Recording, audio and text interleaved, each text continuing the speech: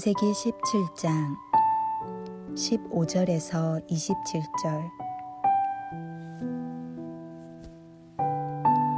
하나님이 또 아브라함에게 이르시되 내 아내 사레의 이름을 사레라 하지 말고 사라라 하라. 내가 그에게 복을 주어 그가 내게 아들을 낳아주게 하며 내가 그에게 복을 주어 그를 여러 민족의 어머니가 되게 하리니 민족의 여러 왕이 그에게서 나리라. 아브라함이 엎드려 웃으며 마음속으로 이르되 100세 된 사람이 어찌 자식을 낳을까? 사라는 90세니 어찌 출산하리요 하고 아브라함이 이에 하나님께 아뢰되 이스마엘이나 하나님 앞에 살기를 원하나이다. 하나님이 이르시되 아니라 내 아내 사라가 내게 아들을 낳으리니 너는 그 이름을 이삭이라 하라. 내가 그와 내 언약을 세우리니 그의 후손에게 영원한 언약이 되리라. 이스마엘에 대하여는 내가 내 말을 들었나니 내가 그에게 복을 주어 그를 매우 크게 생육하고 번성하게 할지라. 그가 12두령을 낳으리니 내가 그를 큰 나라가 되게 하려니와 내 언약은 내가 내년 이 시기에 사라가 내게 낳을 이삭과 세우리라. 하나님이 아브라함과 말씀을 마치시고 그를 떠나 올라가셨더라. 이에 아브라함이 하나님이 자기에게 말씀하신 대로 이날에 그 아들 이스마엘과 집에서 태어난 모든 자와 돈으로 산 모든 자 곧 아브라함의 집 사람 중 모든 남자를 데려다가 그 포피를 베었으니 아브라함이 그의 포피를 벤 때는 99세였고 그의 아들 이스마엘이 그의 포피를 벤 때는 13세였더라. 그날에 아브라함과 그 아들 이스마엘이 할례를 받았고 그 집의 모든 남자 곧 집에서 태어난 자와 돈으로 이방 사람에게서 사온 자가 다 그와 함께 할례를 받았더라.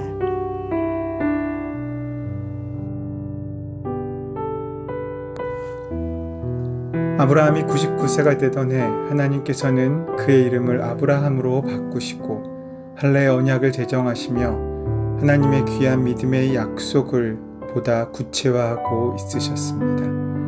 아브라함을 아브라함, 즉 열국의 아비라는 뜻으로 바꿔 부르신 하나님께서는 또한 사레를 사라라고 고쳐 부르시겠다고 말씀하시며 중대하고 의미 있는 한 가지 사실을 말씀하십니다. 그것은 하나님의 약속의 계승이 다른 사람을 통해서가 아닌 사라를 통해 주어진 아들을 통해서 이어지게 될 것이라는 것입니다. 아브라함은 14년 동안 이스마엘을 약속을 계승할 자로 생각하고 있었던 것 같습니다. 그러나 하나님의 계획은 아브라함의 생각과는 다르다고 말씀하십니다. 하나님께서는 사레의 이름도 사라라고 바꾸시며 그가 아들을 낳을 것이라고 말씀하셨을 때 아브라함은 그 사실을 온전히 믿지 못했던 것 같습니다. 사실 아브라함은 하나님께서 이 말씀을 하시기 전 16장의 하갈 사건을 통해서 이미 이 사실을 깨달았어야 했습니다. 다시 말해 사라의 제안을 받아들여 하갈을 취한 자신의 실수와 연약함을 하나님 앞에서 인정하고 그에게 다시 기다림이 남아있다는 것을 알았어야 했단 말입니다. 그러나 아브라함과 사라는 보다 분명한 하나님의 말씀을 듣고도 아직 이스마엘을 후계 대안으로 생각하고 있었던 것 같습니다. 왜냐하면 아브라함은 이 말씀을 듣고 엎드려 웃으며 심중에 이르되 100세 된 사람이 어찌 자식을 낳을까? 사라는 90세니 어찌 생산할까? 하며 이스마엘이나 하나님 앞에 살기 원하나이다 라고 대답하는 것을 통해서 알 수 있듯이 말입니다. 여기서 하나님께서는 하갈의 소생 이스마엘이 아니라고 분명 잘라 말씀하십니다. 그리고 하나님은 오랫동안 준비해 놓으신 이삭이라는 이름을 드디어 내어 놓으십니다. 자신과 아내는 생식 능력을 완전히 상실했고 이스마엘이 13살이나 되었으니 이 문제는 종결되었다고 여기고 있었던 것 같습니다. 창세기 2장은 부부가 사명 공동체임을 분명히 보여주었으나 아브라함은 자신만이 그 언약의 당사자이고 아내는 보조자라고 생각했던 것입니다. 하나님께서는 처음부터 사라가 낳을 아들을 말씀하셨으나 가부장적 편견이 수많은 아픔을 낳았던 것입니다. 하나님께서는 이스마엘도 돌보아 주시겠다고 말씀하시며 언약의 당사자는 사라가 낳을 이삭임을 다시 확언하십니다. 이제는 아예 내년 이 기한에 라고 말씀하시며 기다려 오신 그 날짜까지 못 박으십니다. 나아가 하나님은 사라가 낳은 아들 이삭과 언약을 세우시겠다고 말씀하십니다. 물론 아브라함의 요구대로 이스마엘에게도 복을 주시겠지만 그러나 언약은 약속의 자녀 이삭과 하겠다는 것입니다. 하나님의 이 말씀에 대한 아브라함의 반응이 무엇입니까? 자신의 몸과 아내 사라의 몸에서 이삭이라는 자녀가 내년 이맘때 태어날 것이라고 뚜렷하게 말씀하신 하나님, 이제 그 하나님께 아브라함의 응답은 무엇입니까? 사실 자기의 판단에 의하면 이미 생물학적인 생산 능력이 그 태가 끊어져 버린 것은 확실합니다. 그러나 그는 자기의 판단의 확실성을 내려놓고 그의 경험과 그의 상식을 내려놓고 하나님의 인격을 다시 한번 분명하게 신뢰하며 하나님을 선택하기로 합니다. 이제까지 하나님과의 약속을 이루기 위해 나름대로 애쓰며 준비했던 아브라함이었습니다. 그러나 그 아브라함 자신의 준비가 하나님의 기대하심에 못 미쳤음을 그는 인정하고 있습니다. 그리고 그는 하나님과 자신의 약속을 위한 이삭을 마침내 받아들이게 됩니다. 결국 아브라함은 하나님의 준비에 설득당합니다. 그렇다면 아브라함이 하나님께서 하신 말씀에 설득당했다는 증거가 무엇입니까? 그것은 하나님께서 떠나신 뒤 곧바로 아브라함은 온 집안의 남자들에게 언약의 징표인 할례를 행하게 하였다는 데 있습니다. 그러면서 하나님의 약속의 의미를 더욱 깊이 묵상하게 되었을 것입니다.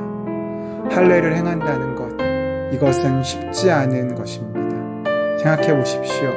날카로운 칼과 같은 도구가 없던 그 시대 정황 속에서 무딘 연장으로 할례를 행해 갈 때 생기는 아픔과 번거로움을 말입니다. 그 위험함을 생각하면 그것은 힘들고 어려운 선택이었습니다. 그 일로 자칫 온 가문이 위험해질 수도 있습니다. 사실 아브라함이 99세 나이에 할례를 받는 일은 쉬운 일이 아닙니다. 그러나 아브라함은 99세에 순종했습니다. 이렇게 순종했다는 것은 하나님이 주셨던 약속의 말씀을 굳게 믿었다는 것입니다. 아브라함은 자신을 포함한 그의 아들 이스마엘과 길리온 자 318명 등 집 사람 중 모든 남자에게 이 할례를 행합니다. 이것은 24년 만에 하나님이 주신 그 약속을 다시 붙들고 약속의 실제를 믿음으로 받아들이고 행하는 것이었습니다. 교회 역사상 할례에 관한 많은 오해들이 있었습니다. 먼저 구원에 이르는 조건 중에 하나가 할례라는 것입니다. 그러나 아브라함이 할례 받기 전에는 하나님과 동행하지 않았습니까?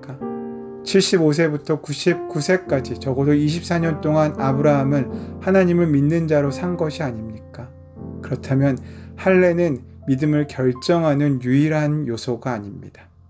다음으로 할례를 그저 정치 사회학적으로 해석하는 사람들도 있습니다. 왕권을 강화하거나 지배권을 강화하기 위해서 할례를 만들어 시행한다는 것입니다. 하지만 그런 관점에서 오늘 본문을 읽어내린다면 아브라함의 믿음은 폄하될 수밖에 없습니다.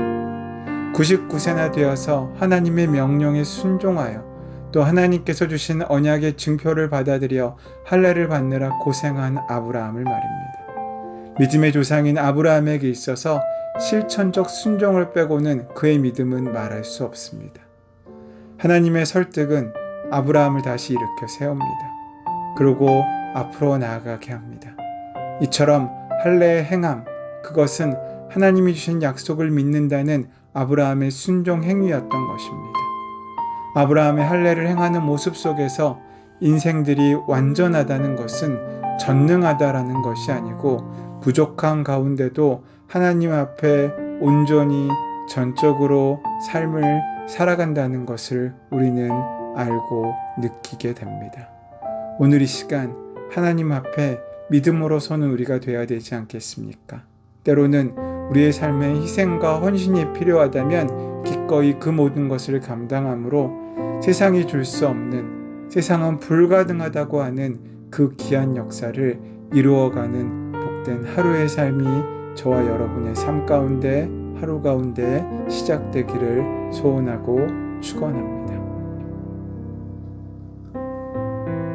거룩하신 하나님, 우리의 생각이나 상식이나 편견이 하나님의 역사를, 복음을 제한하지 않도록 일깨우시고 날마다 우리를 책망하시고 가르치시고 함께하여 주시옵소서. 오늘 하루도 우리와 동행하실 줄 믿사오며 감사함이 예수님의 이름으로 기도드립니다. 아멘. 이제 다 함께 조용한 마음으로 주신 말씀을 묵상하시며 그 말씀을 오늘 삶의 현실로 만나기 위하여 힘을 얻는 기도함으로 하루를 시작하는 우리가 되기를 소원합니다. 함께 기도하겠습니다.